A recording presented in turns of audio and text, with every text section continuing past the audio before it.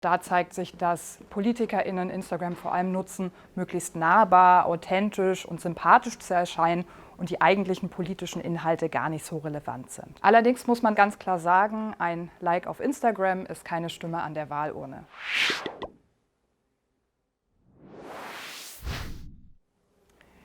Kürzlich ist eine Studie von mir und KollegInnen der LMU München und der JGU Mainz erschienen, in der wir uns angeschaut haben, wie eigentlich Parteien und deren Spitzenkandidatinnen im Rahmen der Bundestagswahl 2017 auf Instagram kommuniziert und gepostet haben.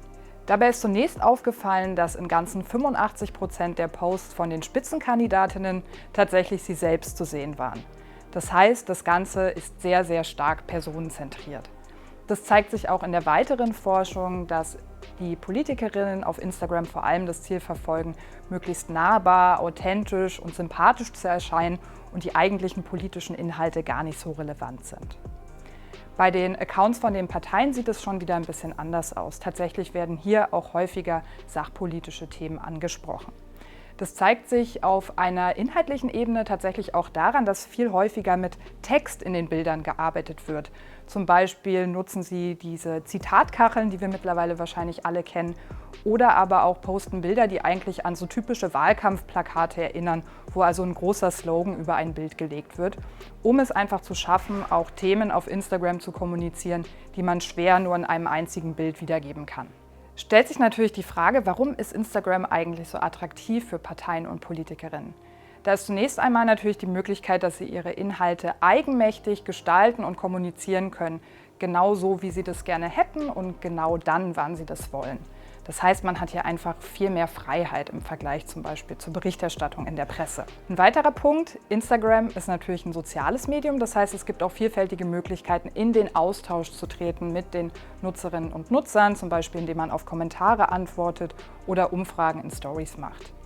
Allerdings zeigt die Forschung hier, dass gerade diese interaktiven Tools bislang eher wenig genutzt werden und Instagram vor allem genutzt wird, um eher einseitig Inhalte auszuspielen. Und ein besonders wichtiger Punkt ist auch die Beliebtheit von Instagram gerade bei der jungen Zielgruppe.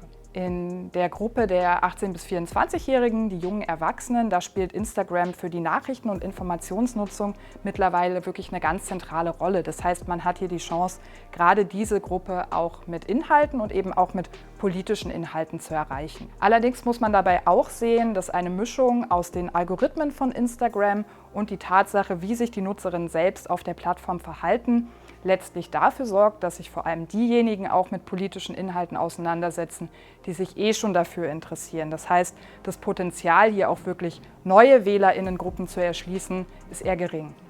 Die Frage, die sich jetzt wahrscheinlich viele stellen werden, ist, beeinflusst Instagram den Wahlausgang? An der Stelle muss man ganz klar sagen, ein Like auf Instagram ist keine Stimme an der Wahlurne. Und nur weil ein Thema oder Inhalt auf Instagram gut funktioniert, heißt es auch noch lange nicht, dass dieses Thema in der breiten öffentlichen Debatte von Relevanz ist. Und auch das Mobilisierungspotenzial von Instagram ist unklar. Tatsächlich ist eher davon auszugehen, dass Influencerinnen oder andere Personen des öffentlichen Interesses hier einen Einfluss haben, weniger aber die Accounts von Parteien und PolitikerInnen. Wir können also festhalten, dass Instagram auf jeden Fall die Art prägt, wie der Wahlkampf aussieht. Ob Instagram am Ende aber wirklich die Wahl entscheidet, das ist unklar.